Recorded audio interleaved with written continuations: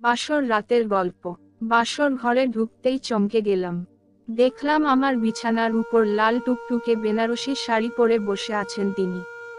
মুখটা লম্বা ঘোমটা দিয়ে ঢাকা ছিল। রুমে ঢুকেই আমি চেয়ারের উপরে রিল্যাক্স করে বসলাম। সারাদিন অনেক ধকল গেছে আমার উপর। এরই নাম বুঝি বিয়ে। আজকেই বুঝলাম ছেলেরা বিয়ের কথা শুনলে পালায় কেন। 1 সপ্তাহ হলো আমি বিদেশ থেকে আসলাম। একবারের জন্যও তাকে দেখা হলো না আমার। বাবা মায়ের পছন্দ করা মেয়ে। ভাবি বলল মেয়েটা খুব সুন্দর।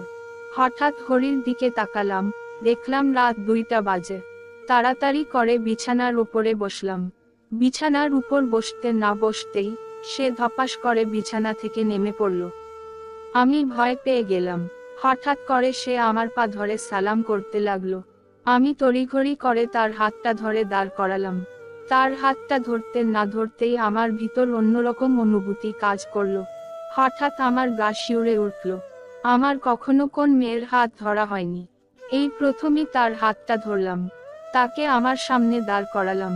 আস্তে আস্তে আমার হাত 2টা সামনে নিয়ে গিয়ে তার ঘোমটা খুললাম। ঘোমটা খুলেই আমি হতবাক হয়ে গেলাম। 5 মিনিট এক দৃষ্টিতে তার দিকে তাকিয়েছিলাম।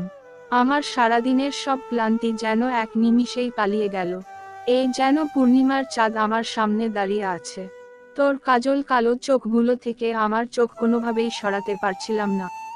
আমার ভেতর থেকে বলে উঠছে, সে আমার স্বপ্নের রানী, আমার প্রিয়তমা। কিছুক্ষণ পর আমি ওকে বিছানার উপরে বসালাম।